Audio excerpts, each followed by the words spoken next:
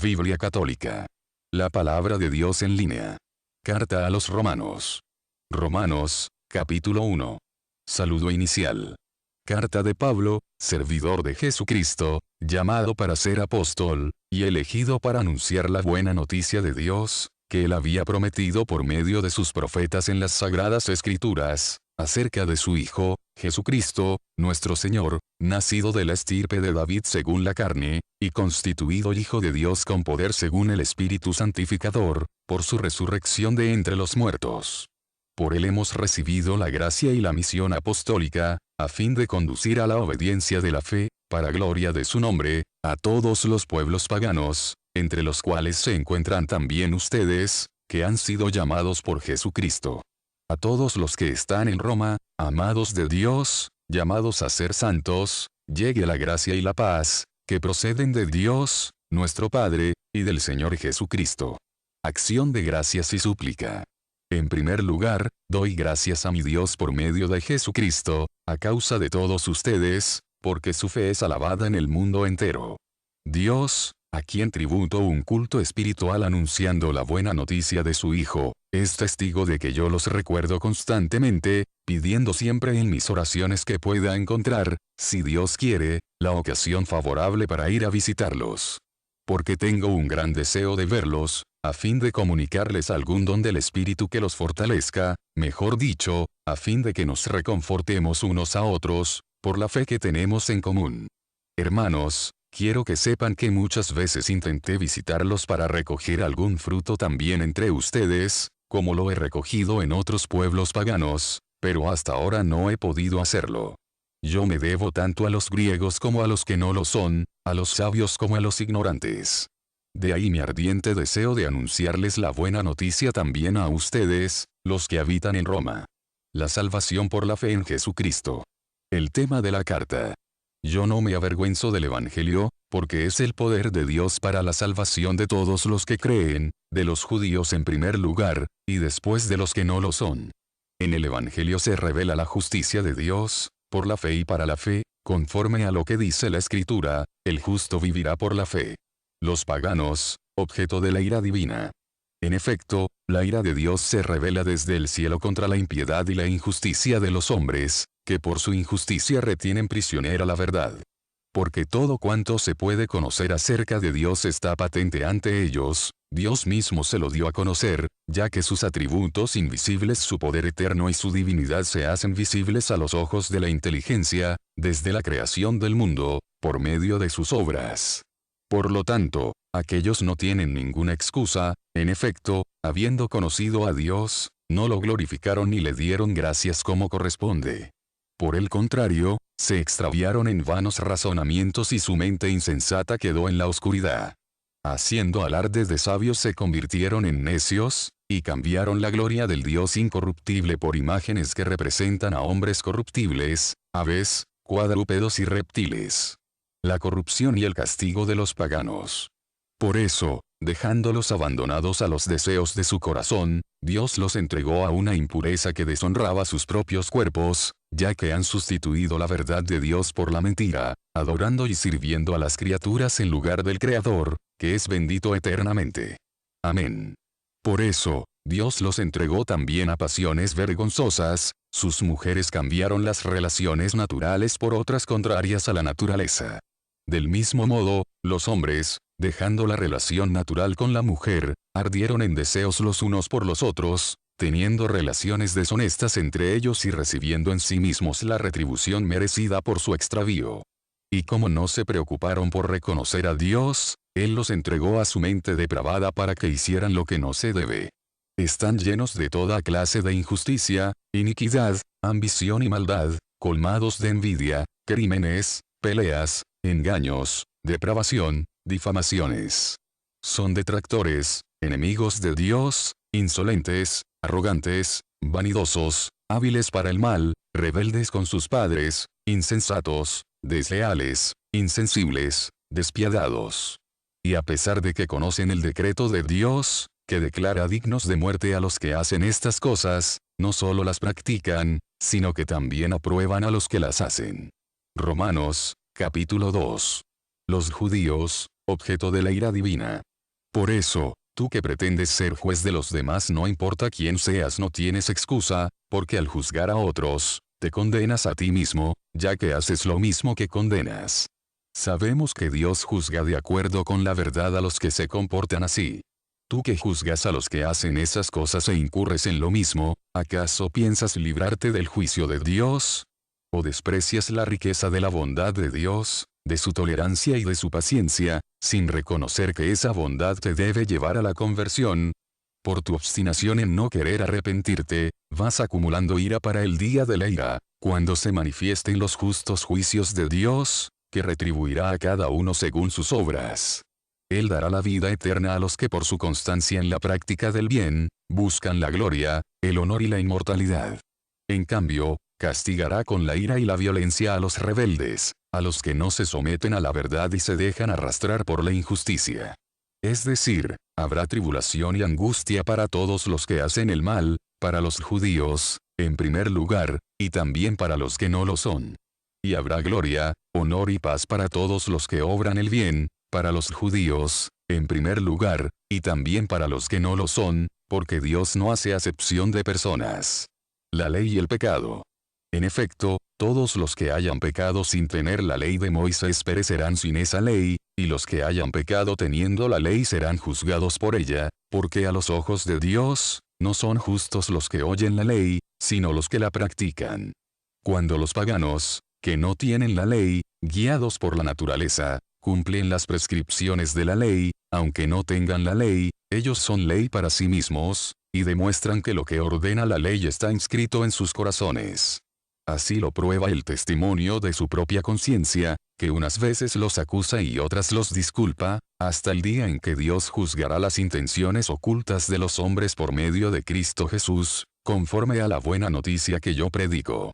Pero tú, que te precias de ser judío, tú que te apoyas en la ley y te glorías en Dios, tú que dices conocer su voluntad instruido por la ley, pretendes discernir lo mejor, presumiendo ser guía de ciegos y luz para los que andan en tinieblas, tú que instruyes a los ignorantes y eres maestro de los simples, porque tienes en la ley la norma de la ciencia y de la verdad, tú, que enseñas a los otros, no te enseñas a ti mismo.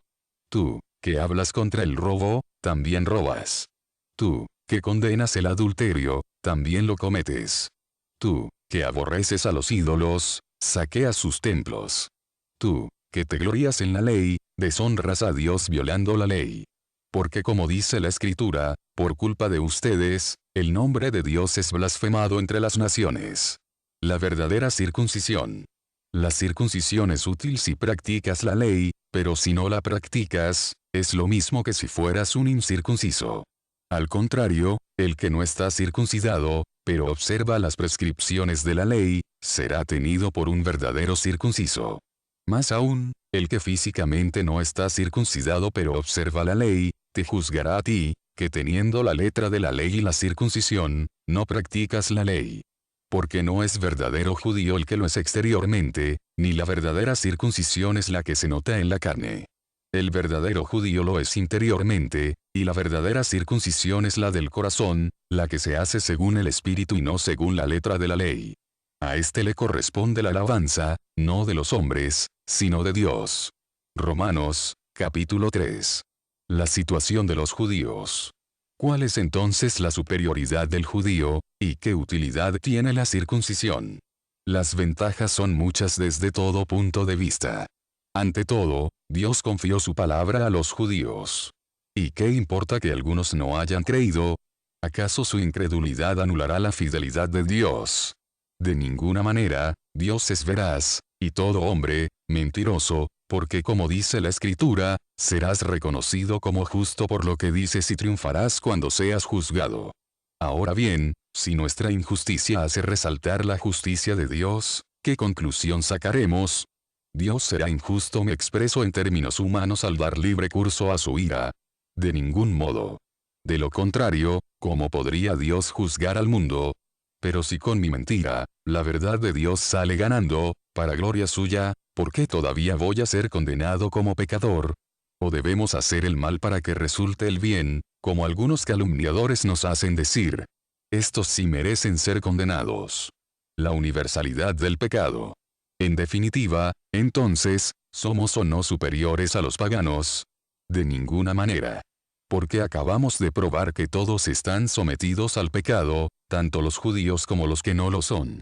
Así lo afirma la Escritura, no hay ningún justo, ni siquiera uno, no hay nadie que comprenda, nadie que busque a Dios. Todos están extraviados, igualmente corrompidos, nadie practica el bien, ni siquiera uno solo.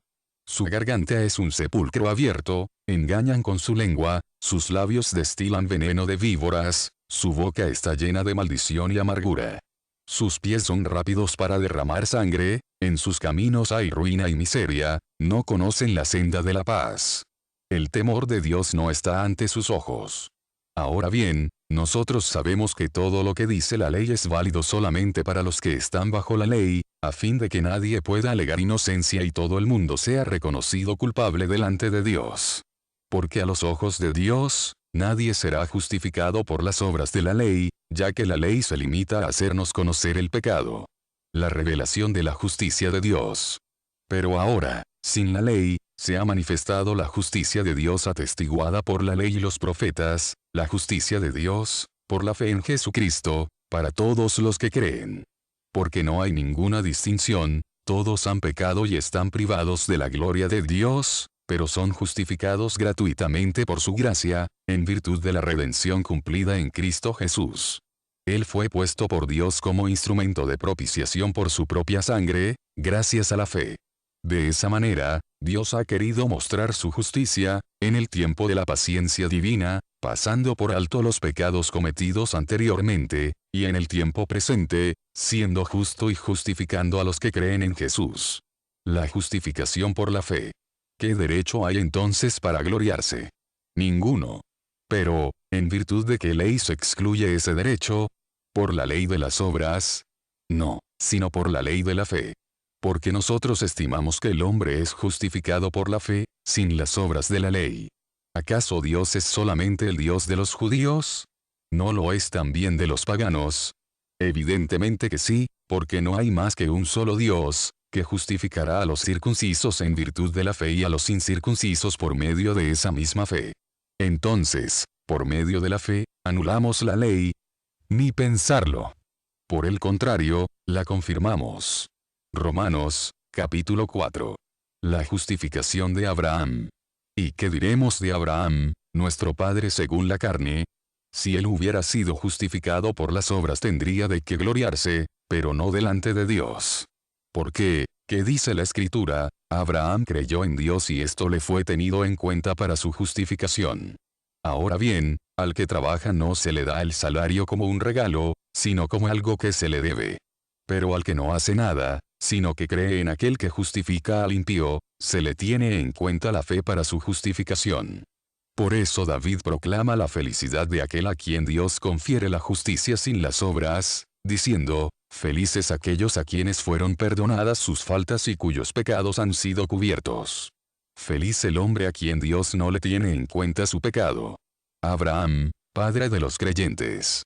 Pero esta felicidad, ¿es únicamente para los que han sido circuncidados, o también para los que no lo han sido? Consideremos lo que ya dijimos, a Abraham le fue tenida en cuenta la fe para su justificación. ¿Cuándo le fue tenida en cuenta? ¿Antes o después de la circuncisión? Evidentemente antes y no después.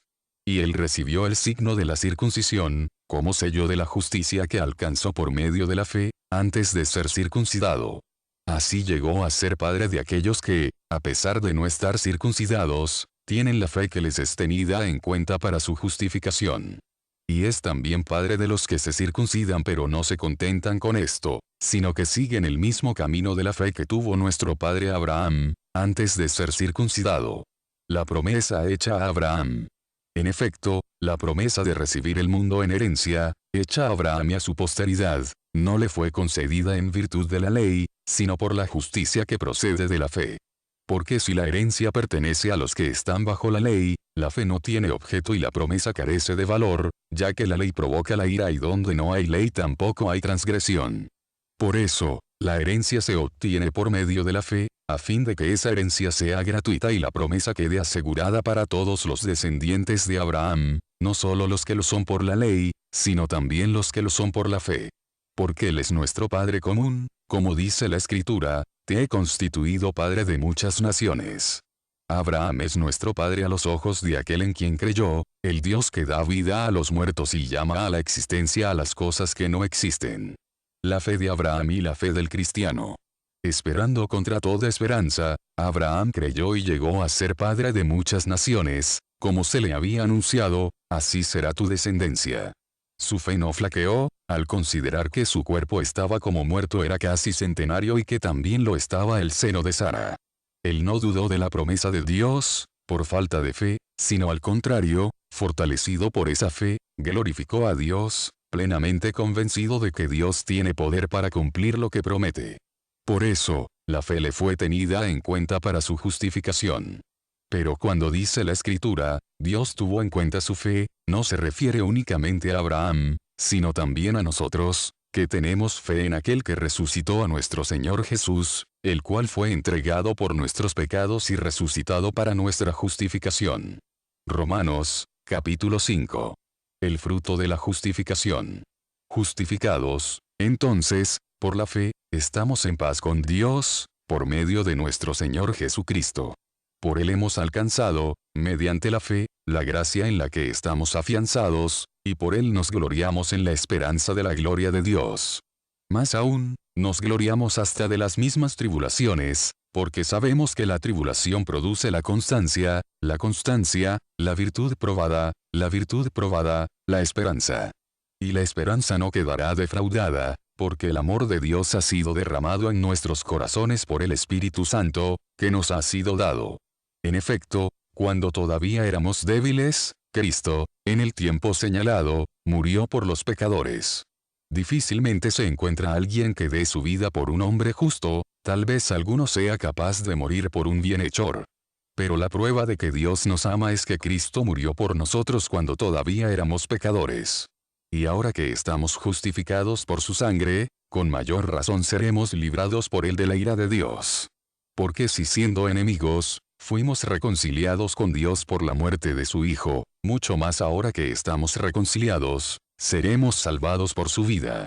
Y esto no es todo, nosotros nos gloriamos en Dios, por medio de nuestro Señor Jesucristo, por quien desde ahora hemos recibido la reconciliación. Adán y Jesucristo. Por lo tanto, por un solo hombre entró el pecado en el mundo, y por el pecado la muerte, y así la muerte pasó a todos los hombres, porque todos pecaron. En efecto, el pecado ya estaba en el mundo, antes de la ley, pero cuando no hay ley, el pecado no se tiene en cuenta. Sin embargo, la muerte reinó desde Adán hasta Moisés, incluso en aquellos que no habían pecado, cometiendo una transgresión semejante a la de Adán, que es figura del que debía venir. Pero no hay proporción entre el don y la falta.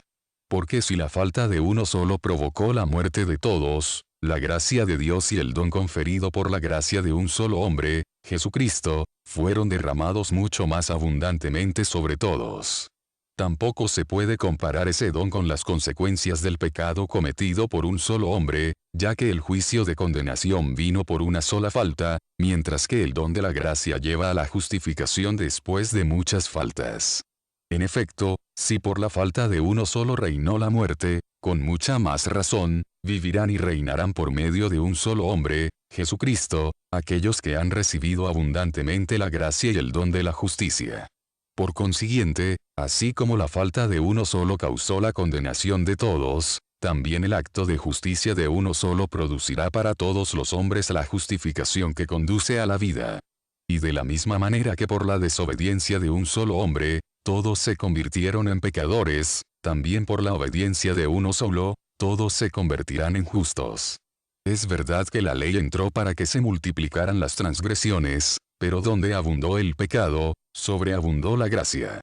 Porque así como el pecado reinó produciendo la muerte, también la gracia reinará por medio de la justicia para la vida eterna, por Jesucristo, nuestro Señor. Romanos, capítulo 6. La identificación con Cristo por el bautismo. ¿Qué diremos entonces? ¿Que debemos seguir pecando para que abunde la gracia? Ni pensarlo. ¿Cómo es posible que los que hemos muerto al pecado sigamos viviendo en él? ¿No saben ustedes que todos los que fuimos bautizados en Cristo Jesús, nos hemos sumergido en su muerte?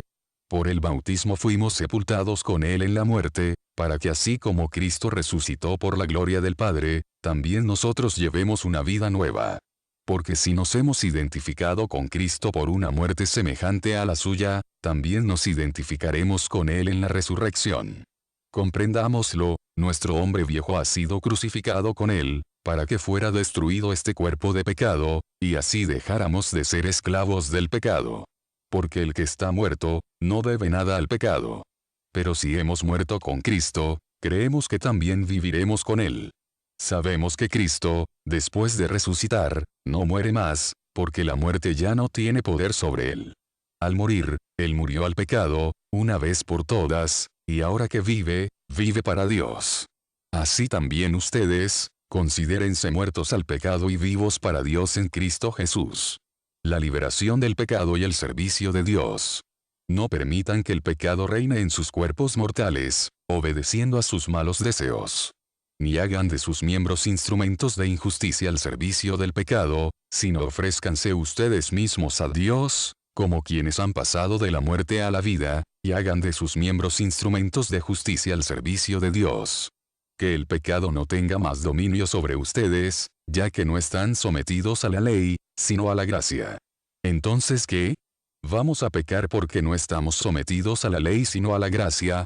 De ninguna manera. ¿No saben que al someterse a alguien como esclavos para obedecerle, se hacen esclavos de aquel a quien obedecen, sea del pecado, que conduce a la muerte, sea de la obediencia que conduce a la justicia?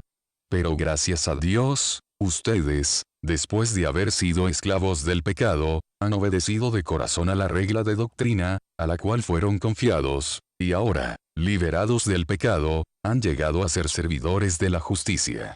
Voy a hablarles de una manera humana, teniendo en cuenta la debilidad natural de ustedes. Si antes entregaron sus miembros, haciéndolos esclavos de la impureza y del desorden hasta llegar a sus excesos, pónganlos ahora al servicio de la justicia para alcanzar la santidad. Los frutos del pecado y de la justicia. Cuando eran esclavos del pecado, ustedes estaban libres con respecto de la justicia. Pero, ¿qué provecho sacaron entonces de las obras que ahora los avergüenzan? El resultado de esas obras es la muerte. Ahora, en cambio, ustedes están libres del pecado y sometidos a Dios, el fruto de esto es la santidad y su resultado, la vida eterna. Porque el salario del pecado es la muerte, mientras que el don gratuito de Dios es la vida eterna, en Cristo Jesús, nuestro Señor. Romanos, capítulo 7. La liberación de la ley. ¿Acaso ustedes ignoran, hermanos? Hablo a gente que entiende de leyes, que el hombre está sujeto a la ley únicamente mientras vive. Así, una mujer casada permanece ligada por la ley a su esposo mientras él viva, pero al morir el esposo, queda desligada de la ley que la unía a él. Por lo tanto, será tenida por adúltera si en vida de su marido, se une a otro hombre. En cambio, si su esposo muere, quedará desligada de la ley, y no será considerada adúltera si se casa con otro hombre. De igual manera, hermanos, por la unión con el cuerpo de Cristo, ustedes han muerto a la ley, para pertenecer a otro, a aquel que resucitó a fin de que podamos dar frutos para Dios. Porque mientras vivíamos según la naturaleza carnal, las malas pasiones, estimuladas por la ley, obraban en nuestros miembros para hacernos producir frutos de muerte. Pero ahora, muertos a todo aquello que nos tenía esclavizados, hemos sido liberados de la ley, de manera que podamos servir a Dios con un espíritu nuevo y no según una letra envejecida. La ley, ocasión de pecado. ¿Diremos entonces que la ley es pecado? De ninguna manera. Pero yo no hubiera conocido el pecado si no fuera por la ley. En efecto, hubiera ignorado la codicia, si la ley no dijera, no codiciarás. Pero el pecado, aprovechando la oportunidad que le daba el precepto, provocó en mí toda suerte de codicia, porque sin la ley, el pecado es cosa muerta.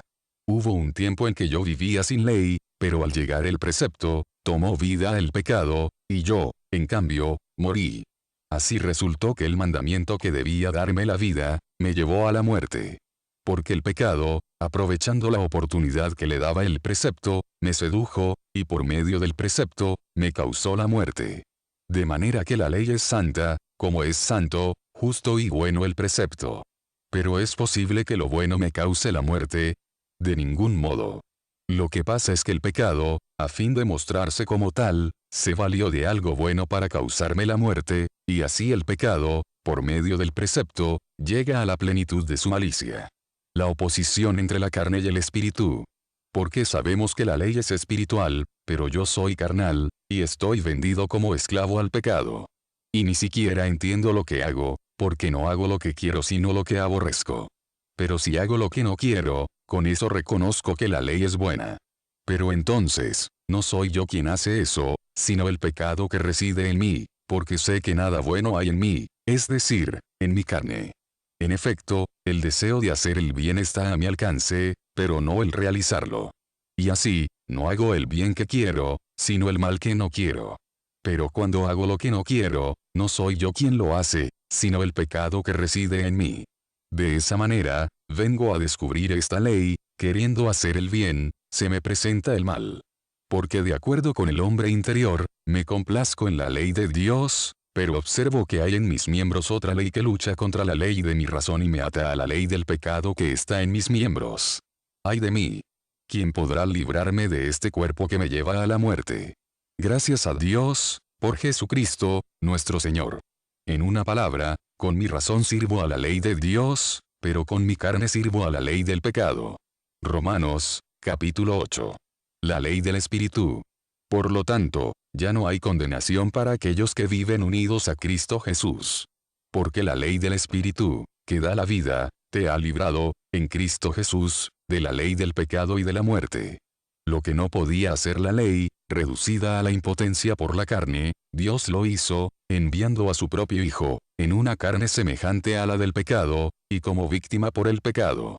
Así Él condenó el pecado en la carne, para que la justicia de la ley se cumpliera en nosotros, que ya no vivimos conforme a la carne sino al Espíritu. Los deseos de la carne y del Espíritu. En efecto, los que viven según la carne desean lo que es carnal, en cambio, los que viven según el Espíritu, desean lo que es espiritual. Ahora bien, los deseos de la carne conducen a la muerte, pero los deseos del Espíritu conducen a la vida y a la paz, porque los deseos de la carne se oponen a Dios, ya que no se someten a su ley, ni pueden hacerlo. Por eso, los que viven de acuerdo con la carne no pueden agradar a Dios. Pero ustedes no están animados por la carne sino por el Espíritu, dado que el Espíritu de Dios habita en ustedes. El que no tiene el Espíritu de Cristo no puede ser de Cristo. Pero si Cristo vive en ustedes, aunque el cuerpo esté sometido a la muerte a causa del pecado, el Espíritu vive a causa de la justicia. Y si el Espíritu de aquel que resucitó a Jesús habita en ustedes, el que resucitó a Cristo Jesús también dará vida a sus cuerpos mortales, por medio del mismo Espíritu que habita en ustedes. Hermanos, nosotros no somos deudores de la carne, para vivir de una manera carnal. Si ustedes viven según la carne, morirán. Al contrario, si hacen morir las obras de la carne por medio del Espíritu, entonces vivirán. La filiación divina. Todos los que son conducidos por el Espíritu de Dios son hijos de Dios. Y ustedes no han recibido un espíritu de esclavos para volver a caer en el temor, sino el espíritu de hijos adoptivos, que nos hace llamar a Dios Abba, es decir, Padre. El mismo espíritu se une a nuestro espíritu para dar testimonio de que somos hijos de Dios. Y si somos hijos, también somos herederos, herederos de Dios y coherederos de Cristo, porque sufrimos con Él para ser glorificados con Él. La esperanza de la creación. Yo considero que los sufrimientos del tiempo presente no pueden compararse con la gloria futura que se revelará en nosotros. En efecto, toda la creación espera ansiosamente esta revelación de los hijos de Dios. Ella quedó sujeta a la vanidad, no voluntariamente, sino por causa de quien la sometió, pero conservando una esperanza. Porque también la creación será liberada de la esclavitud de la corrupción para participar de la gloriosa libertad de los hijos de Dios. Sabemos que la creación entera, hasta el presente, gime y sufre dolores de parto. Y no solo ella, también nosotros, que poseemos las primicias del Espíritu, gemimos interiormente anhelando que se realice la plena filiación adoptiva, la redención de nuestro cuerpo. Porque solamente en esperanza estamos salvados. Ahora bien, Cuando se ve lo que se espera, ya no se espera más, ¿acaso se puede esperar lo que se ve? En cambio, si esperamos lo que no vemos, lo esperamos con constancia. La oración del Espíritu. Igualmente, el mismo Espíritu viene en ayuda de nuestra debilidad porque no sabemos orar como es debido, pero el Espíritu intercede por nosotros con gemidos inefables. Y el que sondea los corazones conoce el deseo del Espíritu y sabe que su intercesión en favor de los santos está de acuerdo con la voluntad divina. El plan de salvación. Sabemos, además, que Dios dispone todas las cosas para el bien de los que lo aman, de aquellos que Él llamó según su designio.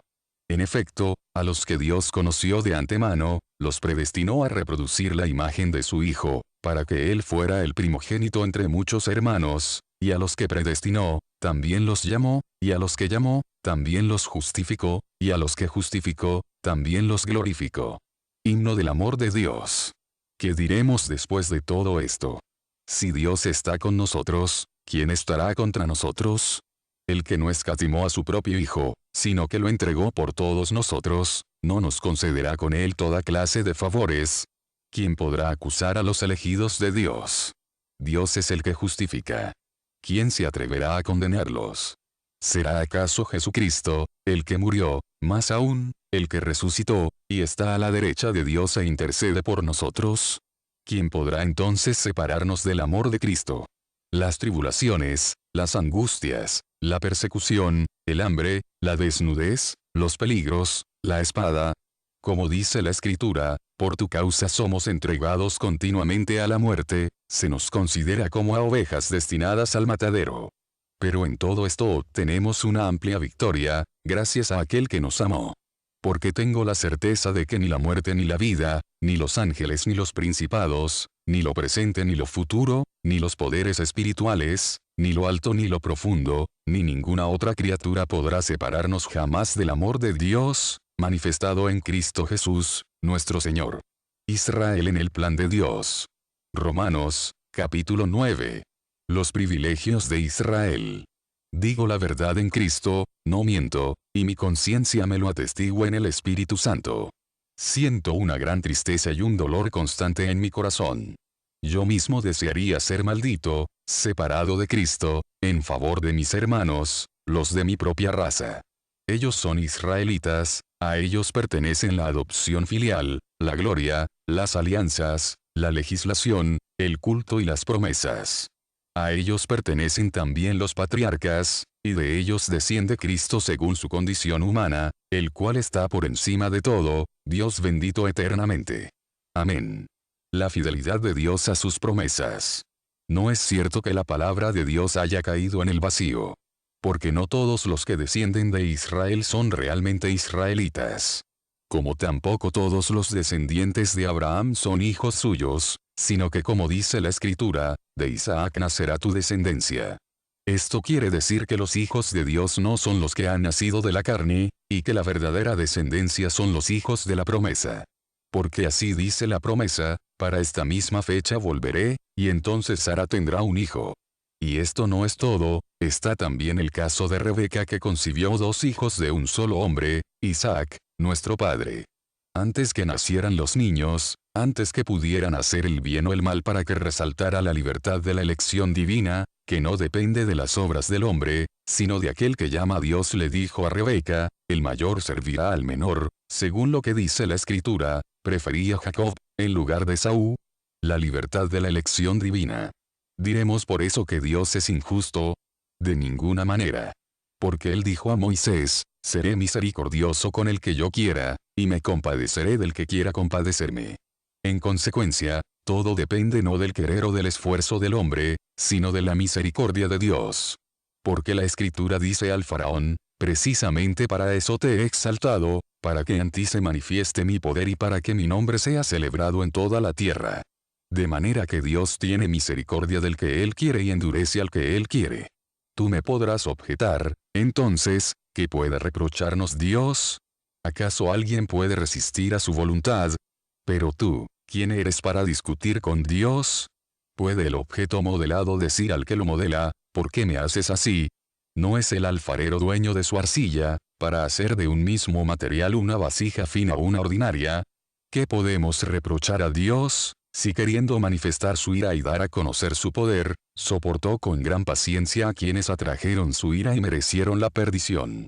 Y si Él quiso manifestar la riqueza de su gloria en los que recibieron su misericordia, en los que Él predestinó para la gloria, en nosotros, que fuimos llamados por Él, no solo de entre los judíos, sino también de entre los paganos, ¿qué podemos reprocharle? La infidelidad de Israel y el llamado a los paganos. Esto es lo que dice Dios por medio de Oseas: al que no era mi pueblo, lo llamaré mi pueblo, y a la que no era mi amada la llamaré mi amada. Y en el mismo lugar donde se les dijo, ustedes no son mi pueblo, allí mismo serán llamados hijos del Dios viviente. A su vez, Isaías proclama acerca de Israel: aunque los israelitas fueran tan numerosos como la arena del mar, solo un resto se salvará, porque el Señor cumplirá plenamente y sin tardanza su palabra sobre la tierra. Y como había anticipado el profeta Isaías, si el Señor del universo no nos hubiera dejado un germen, habríamos llegado a ser como Sodoma, seríamos semejantes a Gomorra. ¿Qué conclusión sacaremos de todo esto? Que los paganos que no buscaban la justicia, alcanzaron la justicia, la que proviene de la fe, mientras que Israel, que buscaba una ley de justicia, no llegó a cumplir esa ley. ¿Por qué razón? Porque no recurrieron a la fe sino a las obras. De este modo chocaron contra la piedra de tropiezo, como dice la Escritura: yo pongo en Sión una piedra de tropiezo y una roca que hace caer, pero el que cree en él, no quedará confundido. Romanos, capítulo 10. Israel y la justicia de Dios. Hermanos, mi mayor deseo y lo que pido en mi oración a Dios es que ellos se salven. Yo atestiguo en favor de ellos que tienen celo por Dios, pero un celo mal entendido. Porque desconociendo la justicia de Dios y tratando de afirmar la suya propia, rehusaron someterse a la justicia de Dios, ya que el término de la ley es Cristo, para justificación de todo el que cree. Moisés, en efecto, escribe acerca de la justicia que proviene de la ley: el hombre que la practique vivirá por ella. En cambio, la justicia que proviene de la fe habla así: no digas en tu corazón, ¿quién subirá al cielo?, esto es, para hacer descender a Cristo. O bien, ¿quién descenderá al abismo?, esto es, para hacer subir a Cristo de entre los muertos. Pero ¿qué es lo que dice la justicia? La palabra está cerca de ti, en tu boca y en tu corazón, es decir, la palabra de la fe que nosotros predicamos. Porque si confiesas con tu boca que Jesús es el Señor y crees en tu corazón que Dios lo resucitó de entre los muertos, serás salvado. Con el corazón se cree para alcanzar la justicia, y con la boca se confiesa para obtener la salvación. Así lo afirma la Escritura: el que cree en él, no quedará confundido. Porque no hay distinción entre judíos y los que no lo son, todos tienen el mismo Señor, que colma de bienes a quienes lo invocan. Ya que todo el que invoque el nombre del Señor se salvará. El misterio de la incredulidad de Israel. Pero, ¿cómo invocarlo sin creer en él? ¿Y cómo creer, sin haber oído hablar de él? ¿Y cómo oír hablar de él, si nadie lo predica? ¿Y quiénes predicarán, si no se los envía? Como dice la Escritura: qué hermosos son los pasos de los que anuncian buenas noticias. Pero no todos aceptan la buena noticia. Así lo dice Isaías: Señor, ¿quién creyó en nuestra predicación? La fe, por lo tanto, nace de la predicación y la predicación se realiza en virtud de la palabra de Cristo. Yo me pregunto, ¿acaso no la han oído? Sí, por supuesto, por toda la tierra se extiende su voz y sus palabras llegan hasta los confines del mundo. Pero vuelvo a preguntarme, ¿es posible que Israel no haya comprendido? Ya lo dijo Moisés: yo los pondré celosos con algo que no es un pueblo, los irritaré con una nación insensata. E Isaías se atreve a decir: me encontraron los que no me buscaban y me manifesté a aquellos que no preguntaban por mí. De Israel, en cambio, afirma: durante todo el día tendí mis manos a un pueblo infiel y rebelde. Romanos, capítulo 11. El resto de Israel. Entonces me pregunto, ¿Dios habrá rechazado a su pueblo? Nada de eso. Yo mismo soy israelita, descendiente de Abraham y miembro de la tribu de Benjamín. Dios no ha rechazado a su pueblo, al que eligió de antemano. ¿Ustedes no saben acaso lo que dice la Escritura en la historia de Elías? Él se quejó de Israel delante de Dios, diciendo: Señor, han matado a tus profetas, destruyeron tus altares, he quedado yo solo y tratan de quitarme la vida. ¿Y qué le respondió el oráculo divino? Me he reservado 7000 hombres que no doblaron su rodilla ante Baal. Así, en el tiempo presente, hay también un resto elegido gratuitamente. Y si es por gracia, no es por las obras, de lo contrario, la gracia no sería gracia. ¿Qué conclusión sacaremos de esto? Que Israel no alcanzó lo que buscaba, sino que lo consiguieron los elegidos. En cuanto a los demás, se endurecieron, según la palabra de la Escritura, Dios los insensibilizó, para que sus ojos no vean y sus oídos no escuchen hasta el día de hoy. Y David añade, que su mesa se convierta en una trampa y en un lazo, en ocasión de caída y en justo castigo. Que se nublen sus ojos para que no puedan ver, y doblégales la espalda para siempre. La esperanza en la salvación de Israel. Yo me pregunto entonces, ¿el tropiezo de Israel significará su caída definitiva? De ninguna manera. Por el contrario, a raíz de su caída, la salvación llegó a los paganos, a fin de provocar los celos de Israel. Ahora bien, si su caída enriqueció al mundo y su disminución a los paganos, ¿que no conseguirá su conversión total? A ustedes, que son de origen pagano, les aseguro que en mi condición de apóstol de los paganos, hago honor a mi ministerio provocando los celos de mis hermanos de raza, con la esperanza de salvar a algunos de ellos. Porque si la exclusión de Israel trajo consigo la reconciliación del mundo, su reintegración, no será un retorno a la vida. El pueblo de Dios y los paganos. Si las primicias son santas, también lo es toda la masa, si la raíz es santa, también lo son las ramas. Si algunas de las ramas fueron cortadas, y tú, que eres un olivo silvestre, fuiste injertado en lugar de ellas, haciéndote partícipe de la raíz y de la savia del olivo, no te enorgullezcas frente a las ramas. Y si lo haces, recuerda que no eres tú quien mantiene a la raíz, sino la raíz a ti. Me dirás, estas ramas han sido cortadas para que yo fuera injertado. De acuerdo, pero ellas fueron cortadas por su falta de fe, tú, en cambio, estás firme gracias a la fe. No te enorgullezcas por eso, más bien, teme. Porque si Dios no perdonó a las ramas naturales, tampoco te perdonará a ti. Considera tanto la bondad cuanto la severidad de Dios, Él es severo para con los que cayeron y es bueno contigo, siempre y cuando seas fiel a su bondad, de lo contrario, también tú serás arrancado. Y si ellos no persisten en su incredulidad, también serán injertados, porque Dios es suficientemente poderoso para injertarlos de nuevo. En efecto, si tú fuiste cortado de un olivo silvestre, al que pertenecías naturalmente, y fuiste injertado contra tu condición natural en el olivo bueno, cuanto más ellos podrán ser injertados en su propio olivo, al que pertenecen por naturaleza. La salvación final de Israel. Hermanos, no quiero que ignoren este misterio, a fin de que no presuman de ustedes mismos, el endurecimiento de una parte de Israel durará hasta que haya entrado la totalidad de los paganos. Y entonces todo Israel será salvado, según lo que dice la Escritura, de Sión vendrá el libertador. Él apartará la impiedad de Jacob. Y esta será mi alianza con ellos, cuando los purifique de sus pecados. Ahora bien, en lo que se refiere a la buena noticia, ellos son enemigos de Dios, a causa de ustedes, pero desde el punto de vista de la elección divina, son amados en atención a sus padres. Porque los dones y el llamado de Dios son irrevocables.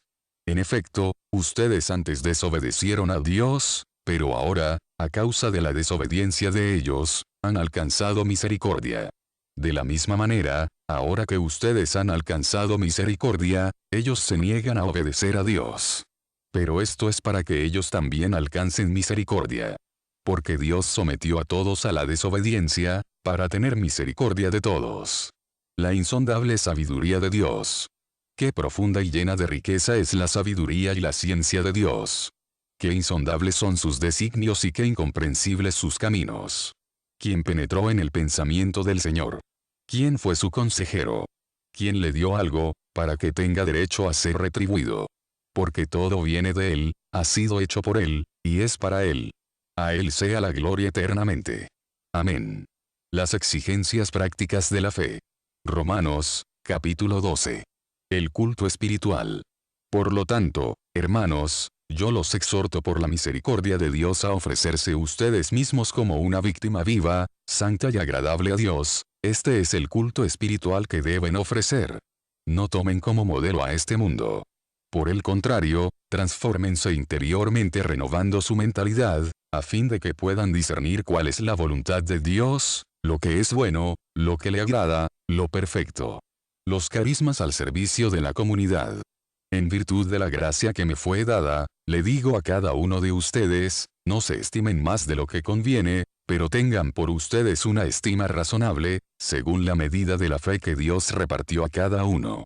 Porque así como en un solo cuerpo tenemos muchos miembros con diversas funciones, también todos nosotros formamos un solo cuerpo en Cristo, y en lo que respecta a cada uno, somos miembros los unos de los otros. Conforme a la gracia que Dios nos ha dado, todos tenemos aptitudes diferentes. El que tiene el don de la profecía, que lo ejerza según la medida de la fe. El que tiene el don del ministerio, que sirva. El que tiene el don de enseñar, que enseñe. El que tiene el don de exhortación, que exhorte. El que comparte sus bienes, que dé con sencillez. El que preside la comunidad, que lo haga con solicitud. El que practica misericordia, que lo haga con alegría. El amor fraterno. Amen con sinceridad. Tengan horror al mal y pasión por el bien. Ámense cordialmente con amor fraterno, estimando a los otros como más dignos. Con solicitud incansable y fervor de espíritu, sirvan al Señor. Alégrense en la esperanza, sean pacientes en la tribulación y perseverantes en la oración. Consideren como propias las necesidades de los santos y practiquen generosamente la hospitalidad. El amor a los enemigos. Bendigan a los que los persiguen, bendigan y no maldigan nunca.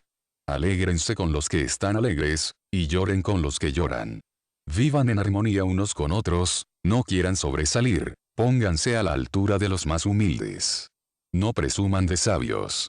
No devuelvan a nadie mal por mal. Procuren hacer el bien delante de todos los hombres.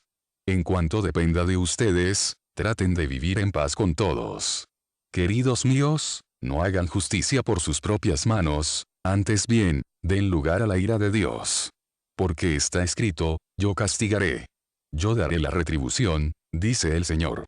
Y en otra parte está escrito, si tu enemigo tiene hambre, dale de comer, si tiene sed, dale de beber. Haciendo esto, amontonarás carbones encendidos sobre su cabeza. No te dejes vencer por el mal. Por el contrario, vence al mal, haciendo el bien. Romanos, capítulo 13. El respeto a las autoridades. Todos deben someterse a las autoridades constituidas, porque no hay autoridad que no provenga de Dios y las que existen han sido establecidas por Él.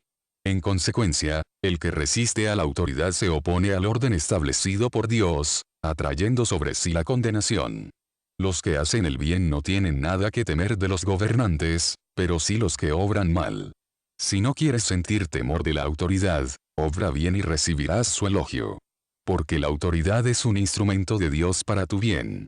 Pero teme si haces el mal, porque ella no ejerce en vano su poder, sino que está al servicio de Dios para hacer justicia y castigar al que obra mal. Por eso es necesario someterse a la autoridad, no solo por temor al castigo sino por deber de conciencia. Y por eso también, ustedes deben pagar los impuestos. Los gobernantes, en efecto, son funcionarios al servicio de Dios encargados de cumplir este oficio. Den a cada uno lo que le corresponde, al que se debe impuesto, impuesto, al que se debe contribución, contribución, al que se debe respeto, respeto, y honor, a quien le es debido. El amor, resumen de la ley. Que la única deuda con los demás sea la del amor mutuo, el que ama al prójimo ya cumplió toda la ley.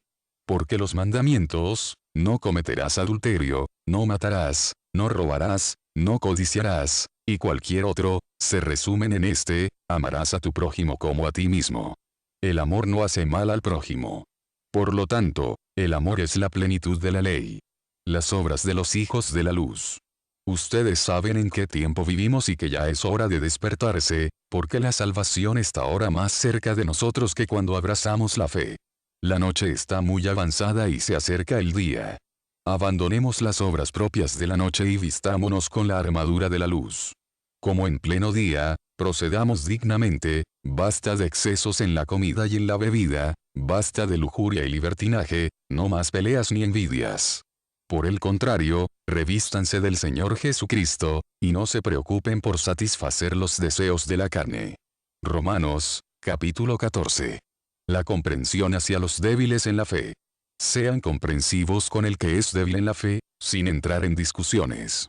Mientras algunos creen que les está permitido comer de todo, los débiles solo comen verduras. Aquel que come de todo no debe despreciar al que se abstiene, y este a su vez, no debe criticar al que come de todo, porque Dios ha recibido también a este. ¿Quién eres tú para criticar al servidor de otro? Si él se mantiene firme o cae, es cosa que incumbe a su dueño, pero se mantendrá firme porque el Señor es poderoso para sostenerlo. Unos tienen preferencia por algunos días, mientras que para otros, todos los días son iguales. Que cada uno se atenga a su propio juicio. El que distingue un día de otro lo hace en honor del Señor, y el que come, también lo hace en honor del Señor, puesto que da gracias a Dios. Del mismo modo, el que se abstiene lo hace en honor del Señor, y también da gracias a Dios. La conciencia y el juicio de Dios. Ninguno de nosotros vive para sí, ni tampoco muere para sí. Si vivimos, vivimos para el Señor, y si morimos, morimos para el Señor, tanto en la vida como en la muerte, pertenecemos al Señor. Porque Cristo murió y volvió a la vida para ser Señor de los vivos y de los muertos. Entonces, ¿con qué derecho juzgas a tu hermano? ¿Por qué lo desprecias? Todos, en efecto, tendremos que comparecer ante el tribunal de Dios, porque está escrito, juro que toda rodilla se doblará ante mí y toda lengua dará gloria a Dios, dice el Señor.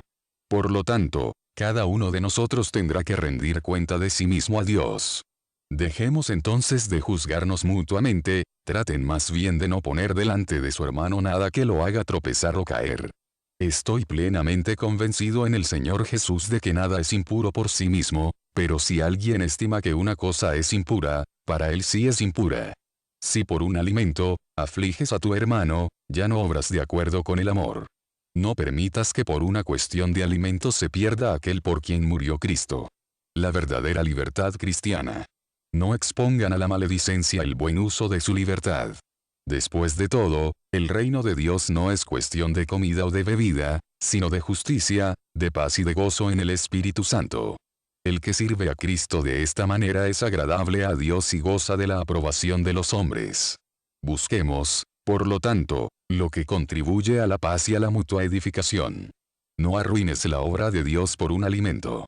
En realidad, todo es puro, pero se hace malo para el que come provocando escándalo. Lo mejor es no comer carne ni beber vino ni hacer nada que pueda escandalizar a tu hermano. Guarda para ti, delante de Dios, lo que te dicta tu propia convicción. Feliz el que no tiene nada que reprocharse por aquello que elige.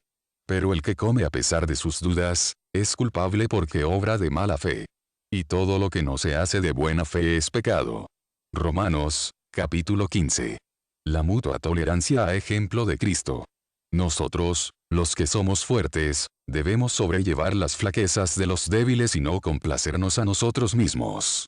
Que cada uno trate de agradar a su prójimo para el bien y la edificación común. Porque tampoco Cristo buscó su propia complacencia, como dice la Escritura, cayeron sobre mí los ultrajes de los que te agravian. Ahora bien, todo lo que ha sido escrito en el pasado, ha sido escrito para nuestra instrucción, a fin de que por la constancia y el consuelo que dan las Escrituras, mantengamos la esperanza. Que el Dios de la constancia y del consuelo les conceda tener los mismos sentimientos unos hacia otros, a ejemplo de Cristo Jesús, para que con un solo corazón y una sola voz, glorifiquen a Dios, el Padre de nuestro Señor Jesucristo. La fidelidad y la misericordia de Dios. Sean mutuamente acogedores, como Cristo los acogió a ustedes para la gloria de Dios. Porque les aseguro que Cristo se hizo servidor de los judíos para confirmar la fidelidad de Dios, cumpliendo las promesas que Él había hecho a nuestros padres, y para que los paganos glorifiquen a Dios por su misericordia. Así lo enseña la Escritura cuando dice, yo te alabaré en medio de las naciones, Señor, y cantaré en honor de tu nombre. Y en otra parte dice, pueblos extranjeros, alégrense con el pueblo de Dios. Y también afirma, alaben al Señor todas las naciones, glorifíquenlo todos los pueblos. Y el profeta Isaías dice a su vez, aparecerá el brote de Jesé, el que se alzará para gobernar las naciones paganas, y todos los pueblos pondrán en él su esperanza. Que el Dios de la esperanza los llene de alegría y de paz en la fe, para que la esperanza sobreabunde en ustedes por obra del Espíritu Santo. Epílogo. El ministerio de Pablo entre los paganos. Por mi parte, hermanos, estoy convencido de que ustedes están llenos de buenas disposiciones y colmados del don de la ciencia, y también de que son capaces de aconsejarse mutuamente.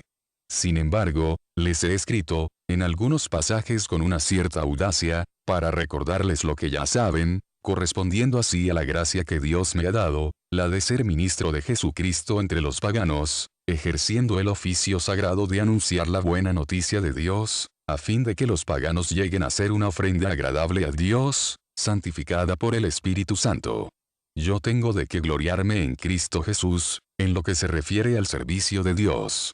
Porque no me atrevería a hablar sino de aquello que hizo Cristo por mi intermedio, para conducir a los paganos a la obediencia, mediante la palabra y la acción, por el poder de signos y prodigios y por la fuerza del Espíritu de Dios. Desde Jerusalén y sus alrededores hasta Iliria, he llevado a su pleno cumplimiento la buena noticia de Cristo, haciendo cuestión de honor no predicar la buena noticia allí donde el nombre de Cristo ya había sido invocado, para no edificar sobre un fundamento puesto por otros. Así dice la Escritura, lo verán aquellos a los que no se les había anunciado y comprenderán aquellos que no habían oído hablar de él. Proyectos de viaje de Pablo, por eso en todo este tiempo no he podido ir a verlos. Pero como ya he terminado mi trabajo en esas regiones y desde hace varios años tengo un gran deseo de visitarlos, espero verlos de paso cuando vaya a España, y que me ayuden a proseguir mi viaje a ese país, una vez que haya disfrutado, aunque sea un poco, de la compañía de ustedes. Pero ahora, voy a Jerusalén para llevar una ayuda a los santos de allí. Porque Macedonia y Acaya resolvieron hacer una colecta en favor de los santos de Jerusalén que están necesitados. Lo hicieron espontáneamente, aunque en realidad, estaban en deuda con ellos. Porque si los paganos participaron de sus bienes espirituales, deben a su vez retribuirles con bienes materiales. Y una vez que haya terminado esa misión y entregado oficialmente la ofrenda recogida, iré a España, pasando por allí. Y estoy seguro de que llegaré hasta ustedes con la plenitud de las bendiciones de Cristo. Les ruego, hermanos, en nombre de nuestro Señor Jesucristo y por el amor del Espíritu Santo, que luchen junto conmigo, intercediendo ante Dios por mí, a fin de que, en Judea, no caiga en manos de los incrédulos, y los santos de Jerusalén reciban con agrado la ofrenda que les llevo. Así tendré la alegría de ir a verlos, y si Dios quiere, podré descansar un poco entre ustedes.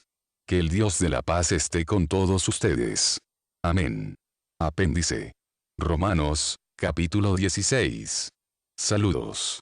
Les recomiendo a nuestra hermana Febe, diaconisa de la iglesia de Cencreas, para que la reciban en el Señor, como corresponde a los santos, ayudándola en todo lo que necesite de ustedes. Ella ha protegido a muchos hermanos y también a mí. Saluden a Prisca y Aquila, mis colaboradores en Cristo Jesús. Ellos arriesgaron su vida para salvarme, y no solo yo, sino también todas las iglesias de origen pagano, tienen con ellos una deuda de gratitud. Saluden, igualmente, a la iglesia que se reúne en su casa. No se olviden de saludar a mi amigo Epéneto, el primero que se convirtió a Cristo en Asia Menor. Saluden a María, que tanto ha trabajado por ustedes, a Andrónico y a Junia, mis parientes y compañeros de cárcel, que son apóstoles insignes y creyeron en Cristo antes que yo. Saluden a Ampliato, mi amigo querido en el Señor, a Urbano, nuestro colaborador en Cristo, y también a Estaquis, mi querido amigo. Saluden a Apeles, que ha dado pruebas de fidelidad a Cristo, y también a los de la familia de Aristóbulo. Saluden a mi pariente Herodión, y a los de la familia de Narciso que creen en Cristo. Saluden a Trifena y a Trifosa, que tanto se esfuerzan por el Señor, a la querida Persis, que también ha trabajado mucho por el Señor. Saluden a Rufo, el elegido del Señor, y a su madre, que lo es también mía, a Síncrito, a Flegonte, a Hermes, a Patrogas, a Hermas y a los hermanos que están con ellos. Saluden a Filólogo y a Julia, a Nereo y a su hermana, así como también a Olimpia, y a todos los santos que viven con ellos. Salúdense mutuamente con el beso de paz. Todas las iglesias de Cristo les envían saludos. Recomendaciones finales: les ruego, hermanos, que se cuiden de los que provocan disensiones y escándalos, contrariamente a la enseñanza que ustedes han recibido. Eviten su trato, porque ellos no sirven a nuestro Señor Jesucristo, sino a su propio interés, seduciendo a los simples con palabras suaves y aduladoras. En todas partes se conoce la obediencia de ustedes, y esto me alegra, pero quiero que sean hábiles para el bien y sencillos para el mal. El Dios de la paz aplastará muy pronto a Satanás, dándoles la victoria sobre él. La gracia de nuestro Señor Jesucristo esté con ustedes. Timoteo, mi colaborador, les envía saludos, así como también mis parientes Lucio, Jasón y Sosípatro. Yo, Tercio, que he servido de amanuense, los saludo en el Señor. También los saluda Gallo, que me brinda hospedaje a mí y a toda la iglesia. Finalmente, les envían saludos Erasto, el tesorero de la ciudad, y nuestro hermano Cuarto. Doxología final. Gloria a Dios, que tiene el poder de afianzarlos, según la buena noticia que yo anuncio, proclamando a Jesucristo, y revelando un misterio que fue guardado en secreto desde la eternidad y que ahora se ha manifestado. Este es el misterio que, por medio de los escritos proféticos y según el designio del Dios eterno, fue dado a conocer a todas las naciones para llevarlas a la obediencia de la fe. A Dios, el único sabio, por Jesucristo, sea la gloria eternamente. Amén.